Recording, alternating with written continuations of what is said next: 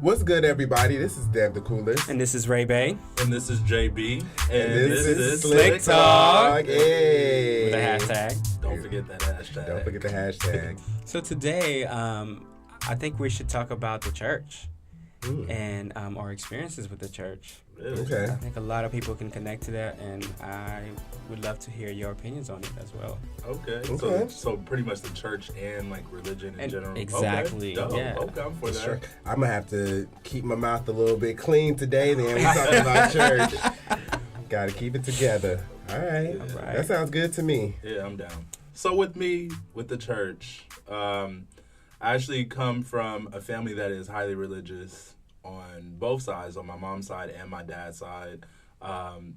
It's funny because I think my dad was not necessarily funny, but I think my dad's side of the family tended to practice a little bit more what they preached when it came to religion, religious beliefs and everything like that. And that's no shade to my mom's side of the family, but I just know that every time I went to go stay with my dad, like my grandmother, rest in peace, like she was like, "Oh, we're going to church," and she would have the Bible out all the time. Get you in your finest suits. Listen, my Easter Sunday suits and pastel yellow, everything. She had me, fit, and I still to today.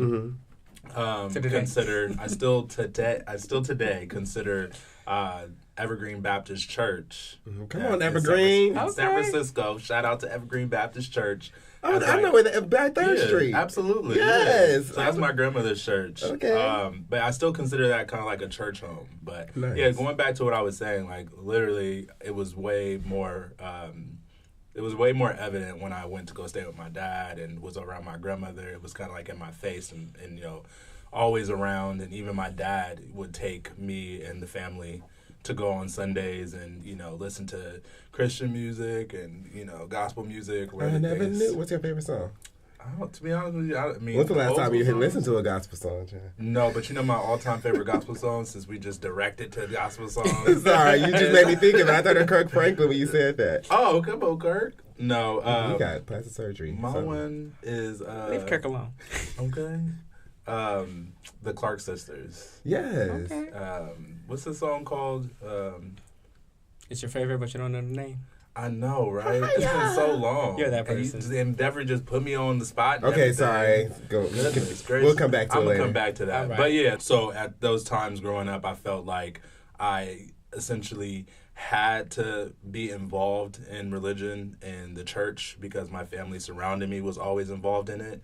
But personally, I didn't know too much about it. I didn't know if it was for me. I didn't know if I wanted, I didn't know the difference between being a Christian, being a Baptist, and, all the other things. Like the denominations? Yeah, I still don't know all about the denominations. I can tell you about those. But at the same time, what I will say is it was never pushed on me. So I wasn't into the church until I was 6 with my mom and my stepdad. My mother grew up Baptist. He brought me into an apostolic church, which is very apostolic and Pentecost. They're very strict. If you're a woman, you have to wear a dress. Men can't grow their hair past their ears. I couldn't get my ears pierced. I ended up getting them pierced anyway because I was like, this is my life. It was me through. Oh, sorry, I just thought of this song. Oh, you thought of this song? Hard times. Yes, come on, sing it. What is it? Okay, go. Sorry. No, it's okay. And it definitely was a great foundation for me. I will say that, like, historically, I think churches for the Black community has always been a nice space to meet. Like in the South during the Civil Rights era, that's where they would have meetings. So it's always nice to feel, like you said, that's still your Evergreen is still Absolutely. Like your home church. Home. It's nice to have that foundation and that space to call home, just to feel safe. Not always accepted, but you'll feel Which safe. is crazy. That you still felt safe in that circumstance, in that type of environment, considering the circumstances that you were going through as a person. Yeah, Chad. So that's pretty powerful. Yeah. My experience is very different. I grew up in Haiti, and I guess my mom's side of the family was the more religious. I think on an uncle on my dad's side, my dad's uncle, I remember being very religious. But I spent most of my life, being around my mom's side, and pretty much everybody went to church. My mom was, she did not get to go to church a lot, but she tried, whenever she could to go to somewhere. Yeah. It's never been consistent though. Yeah. I grew up Catholic. Oh, okay. So, Come on, We Catholic. went to Catholic church, Okay. which was very weird. 'Cause even as a kid, You know all the prayers and stuff still? take my Hail Marys, you know. I knew about 2, Hail Mary and all Yeah. that. Nice. but in French, so Okay. Okay. I couldn't even translate Bonjour. for you. Stop. But yeah, I had communion, confession, and all that stuff. My experience has been like forced. Mm-hmm. If that makes sense. You know, I was No, in that does Catholic make sense. school. Mm-hmm. When I went to church, I didn't want to go. My mom forced me to go with her. Mm-hmm. And sometimes I think about, is it because, you know, she was sensing my sexuality a little bit and was forcing me to go, but not my brothers. Mm-hmm. When I moved to Louisiana briefly, my aunt, to her, like, every Sunday, we would go to a Catholic church. Mm-hmm. And going to Catholic church is really weird because, you know, there's be speaking in Latin. Yeah. And I'm like, I don't See, understand. how you what go you're from trying French say. to Latin? What church speaking English? Look. A You lot know of when something Catholic is just churches- not made I know, for yeah. you, when it's just not made for you, you feel it. And Yeah. that's the Yeah. thing. Like, I've never been entertained by church Mm-hmm. because I've never felt like a celebration. It was just like rituals, and I'm just looking at the time go by, and I just can't wait till it's done. Do you feel like it was a time for you to be entertained, or was it a time for you to, soak up information on that specific religion? No one even talked about what you should be getting out of it. It's Mm-hmm. just you're going. It's like you should be in the space. That's It's it. a tradition. Like, You know, you're going to do what I tell you to do. It's Very exactly. traditional, There right. was no explanation. It's just do as I say and do as I do. And I can even imagine Haitians. Like, Oh, right. That type of discipline when it comes to. Oh, man. that. Like- Goodness. But that's what I couldn't get into with church, though. Mhm. Like, the fact that it was very, like, just do as I say, not as I do, and don't ask questions. This is just the way it's supposed to be. Like, that was my biggest issue growing up. Like, when I did end up getting my ears pierced, and I asked them why, one of the pastors was like, because the women are the pierced and the men are the piercers. I was like, are you sure that they're talking about getting your ears pierced with that? Yeah. And he couldn't even show me in the Bible where it says that. He Yeah. just said it. So it was a lot of just like, I'm just expected to believe it because Yeah. you're telling me. Side And question: do you think anybody would say that now? Do you think anybody Absolutely in the church not. would tell? Absolutely young not. kid would say that. I mean, they're probably in the church that I grew up in. They would still say There's- that today. They're still very Really? stuck. They're still very stuck. And that's the issue that I have with it. But I love, them. We'll see how many members they have by 2025. We'll see if they have any. Dude, I wonder how many they have now. I haven't been in years. That's no shade. It's just No shade, but it's- shade. I'm not lying. I'm On not gonna lie, T. it's shade. No shade on T. I've had good experiences, with churches. Uh-huh. We used to go to my brother's girlfriend's church, and they were really nice. Mhm. Kind of had like a little church family friends there, and we did trips together. Went to Lake Shasta. I remember that. So I had great experiences, but as I grew up, I started just not feeling like church is for me. Yeah. And the only times I really go to church now is if one of my friends is singing in the choir and he's a solo or something. I'm so upset. That's true. It's One true. of my friends is singing in the choir. I just go to see her sing. Yeah. Come on, friend. Well, at least that's honest. Yeah. That's honest. Why do you think certain religions focus on certain sins more than others?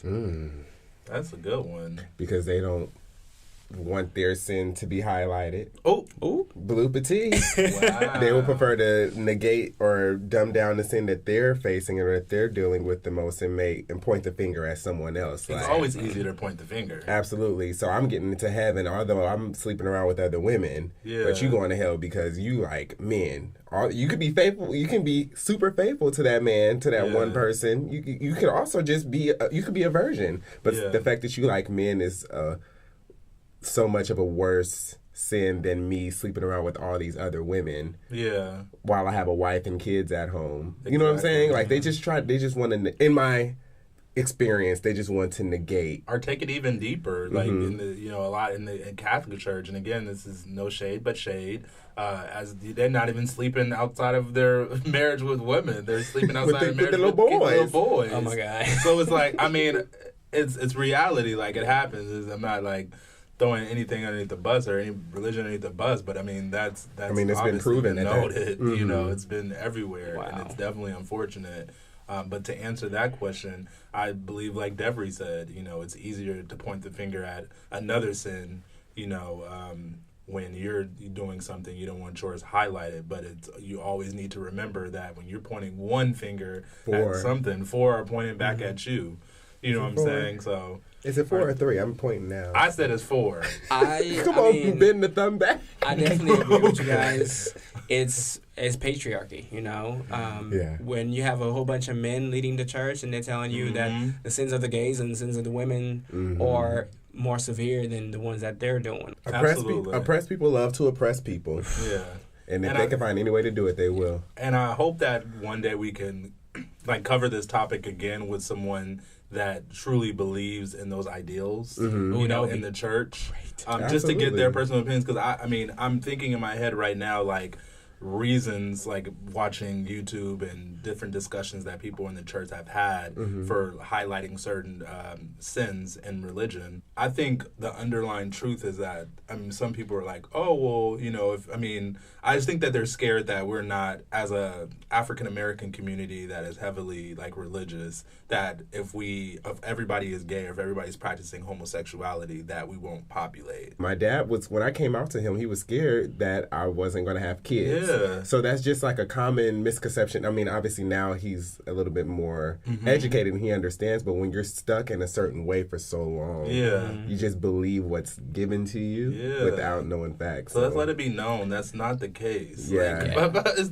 not going to stop. Listen, I'm planning on having kids there's no agenda. Real soon. Yeah. Real soon? Real soon. Yeah. Right. So looking at today, I see that as a population becoming less and less religious, the new generation is not really gravitating toward church as much as past generations have. So what do you think elders of the church can do to appeal to younger generations? I guess start to be a little bit more relatable in the church. You can talk about current events and even things that you don't necessarily believe in, to try to bring in the audience so that we can listen to you. And unfortunately, we live in a society right now where a lot of kids and a lot of young adults like to be entertained more than anything. So maybe if they bring that into the church and kind of make everything relevant, if you have to connect it to things that are going on in the world and not necessarily sermon right out of the Bible, and be traditional in that sense. And then as well as taking lessons out of the Bible instead of just reading and taking lessons and then connecting them to what's going on today. Yeah. In current events and making them relatable. So where do you think the line is drawn then? Where do you think the line is drawn with regard to that? Because there will be some older people that are like, well, we can't get too worldly, or we'll be like the devil. That's what a lot of people. When I grew up, we would listen to Kirk Franklin in church, and they said that his music was too worldly. Wow. To be honest with you, I think that's a sacrifice that's going to need to be made, because if you think about it, the younger generation is the future. Yeah. So unless they're present, and they're the future as well. If you want this legacy and if you want this church to keep on going, you need to sell it to them. You need to make sure that they understand, the word, and that they're getting the information. Because it may sound a little cruel, but the older generation, the elders are not going to be here for that much longer. You know, so it's either they kind of get with the program, but I'm really confident that the elders really are getting in the program. We live in a whole new day. The second thing I would say, and then I'm stop, is I think they should be definitely more inclusive and show that you may not believe in what someone's doing with their life and because of your religion or your church, but you can still accept them into the church and make them feel welcome and make them feel warm. Practice what you preach. Yeah, it's if you're telling us that you're a human being, but you're ostracizing the human being that I am, as if we're supposed to have the same experience, is supposed to be the same because we are the same gender and race, we have the same background racially. Yeah, we have different experiences. Exactly. Better preach, right? But come on. And it's to also think about the people and not just the world in your view. Yeah. I feel like that's how religion has been dictated to us. It's in one certain view, and you're shocked when people are not coming anymore. But the thing about it is, to that point, technically there is one certain view. When you look in the Bible, there's one way of doing it, which I'm not saying that's necessarily right, to whoever you ask, but in their defense, that's kind of why they do play that by those specific rules, because there is a certain set of rules that are very placed in true, front of and it's them. the reason why I've questioned the church a lot too, because there's no space where I can critically just challenge the Bible. Right. Where I don't want an answer saying that this is what the Bible says. I want to know, okay, who wrote it, who commissioned it, Because people are what always on the version? defense when it comes to, because Exactly. like some people look at religion like, this is my baby, you know what I'm Yeah. saying? So they're always on the defense when you come at them, not even challenging them on some disrespectful, like, I've asked so many questions growing up to the older generation that they just would shut it down because It's almost like a secret you should not know. that's what it feels It's like you're about to get close to the truth, and we're trying to shut it down. That's, Yeah. I feel like when the government's hiding Maybe something. it is a secret. Maybe it is. It is Right. a secret, and it goes all the way back. Because you ask some people, child, and they say it's a white man way of controlling the African American Oh, yeah. community. That's a oof. And man. Listen, there's a we can reason get why to it's that called the King community as James well. version. Listen, we And can he get was to gay. that conversation. Wait, King what? James was What? gay. Yeah. King James is gay. I need to do some research. Yeah. Mm-hmm. he And that's was the version of the Bible that we use, or that most churches use now. Wow. So He was And he sleeping could have with helped us Jaquan. out a little bit. he was sleeping with who? Jaquan. I'm so done with you today.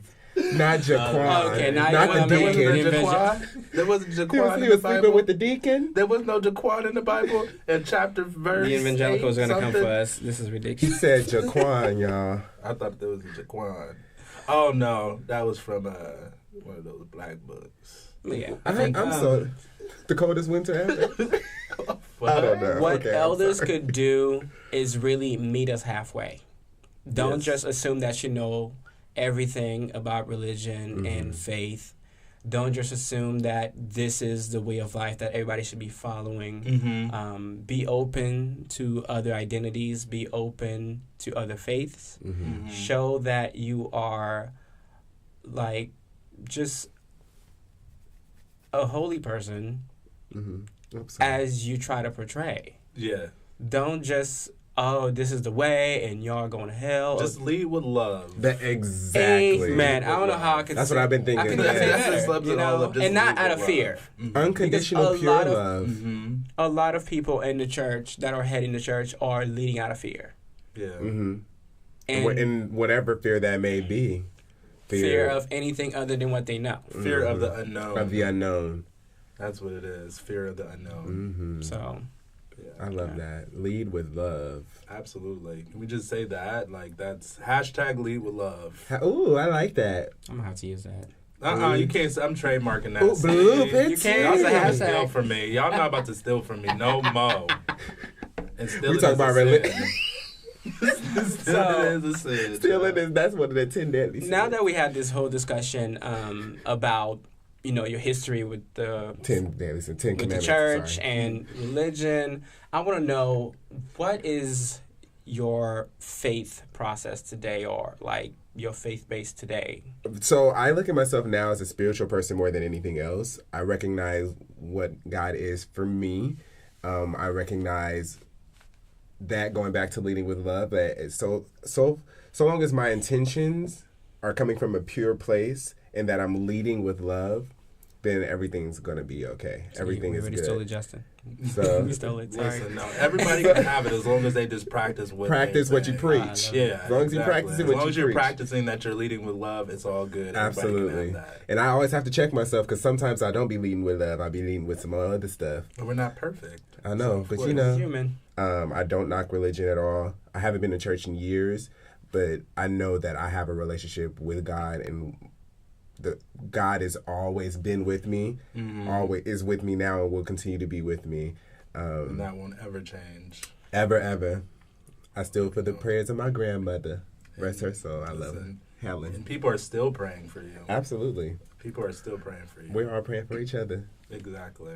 I struggle a lot with trying to figure out where I'm at in that realm. Very, very spiritual right now. I do believe in a higher power, and I feel fulfilled. And I also feel like the prayers from my grandmother, rest in peace, and my grandmother today, and my mom, and all of my family are working. You know, there's not like my blessings and my good fortune is not coming from just anywhere. They're working wherever they're praying up to, whatever is happening is working for me, and I'm totally blessed, and I feel grateful.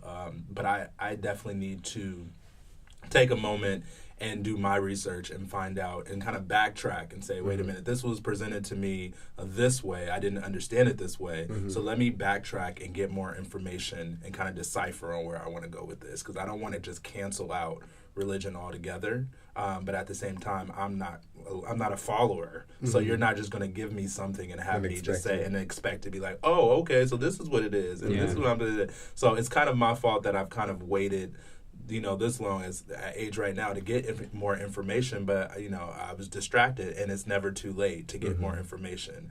I advise everyone to kind of go out and get more information and do your own research on religion and whatever the case may be, whatever you want to do. Even if you don't choose to believe in religion at all, still do research so you can be in the know of what you're involved in. For me right now, I'm definitely believing God, and I definitely am a spiritual person, and I'll even go into a church and sing a hymn. Come on. And look at Mother's hat in the front row. Come on, you gonna sing that Clark Sisters song? Listen, sing it. How it go? I forgot. See, you was just singing. Go by.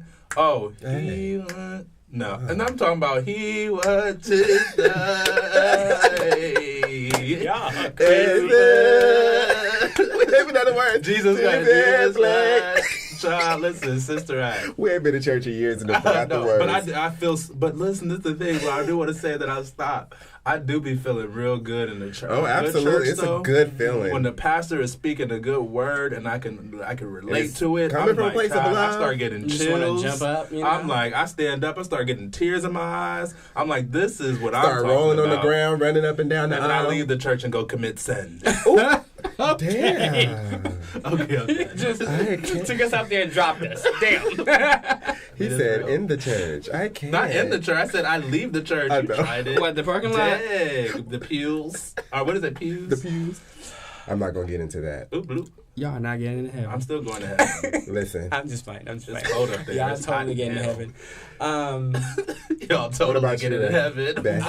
I'm definitely, just like you, I feel like I'm more of a spiritual person. I've been researching a lot because I never felt like I had my space on religion. I don't know what I believed in. And after doing a lot of research, I realized that I don't have to compartmentalize my faith. I can kind of like dabble from different things. I've researched a lot of other religion. I think their practices are very beautiful, and I love the history behind them, and I love the history behind the Black church. So I take a little bit of everything, but what I rely on mostly is really my own conversation with God. I have in my head, if I'm having a down moment, if I have negative voices in my head, I talk to God inside me. And I look to prayers that my mom taught me when I was a kid. My mom passed away, so to me, she's like my ancestor who protects me. So I remember little prayers that she shared with me that I didn't forget those. I'll go back and use that if I'm having a moment where I don't feel safe or if I don't feel positive. And I also look to other ancestors. I don't just limit it to just God. I limit it to family members in my line that I know that are watching over me. What works for you works for you. Yeah. And I know it's been working for you. Thank you. The most genuine person I know in my life, and that probably comes from everything that you've just mentioned right now. I'm about to cry. Don't cry, child. This is nice. We're talking about religion and we loving each other. I didn't say I love him. I just said damn. Wow. I'm kidding. Lead with love. # lead with love. I'm so proud I kept my mouth together this time. Yeah. We still got time. Hold up. Your mom gonna be listening to this. She gonna be like, okay, no, my mom is not listening to this. She gonna listen to this one. I'm gonna call her and tell her to listen to this one. Okay. Like, mommy, listen. So, what has been your history with partners, and if they've been in different faiths? My history, to be honest with you, is crazy. I feel like I've always had a history with dating people that are either heavily in the church or that have family that are heavily in the church. And it kind of, I don't know if that's just something that I don't necessarily think about, but I just gravitate naturally because it makes me feel good and it makes me feel whole. Something familiar. Yeah, maybe something familiar. But yeah, the past relationships I've been in, both of them, either one of them was heavily in the church and he was in the choir, and then the other one had a family that was heavily in the church, and we would go on Sundays together and go into church. And the crazy thing about it is, this person's family was really accepting of both of us. Like, oh, we're going to church. Like, you guys come, you and Justin come to the church and be there. And that made me feel good. So that's my only experience with past relationships that I've been in, is people that are that have been in the church.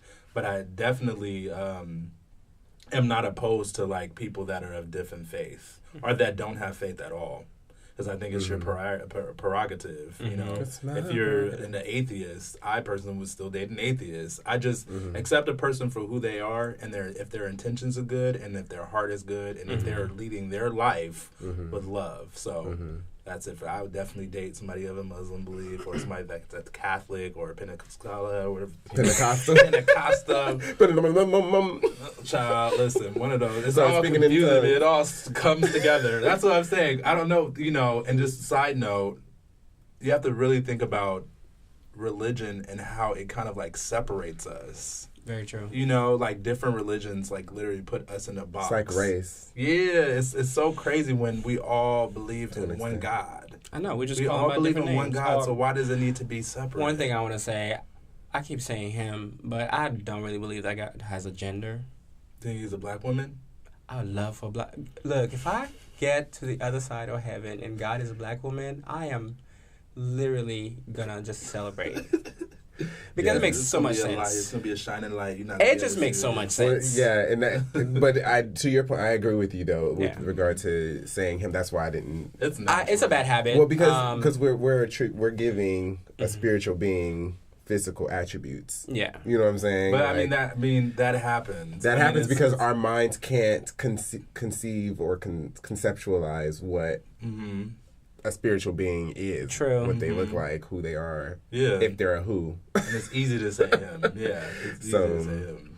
Because I grew up in a different religious environment, my first thought is not going to the black church, but I'm very supportive of other people's faith. What I ask is that you respect my faith. But if you find the process to be a beautiful thing, even though it's not for you, it's completely fine. Yeah.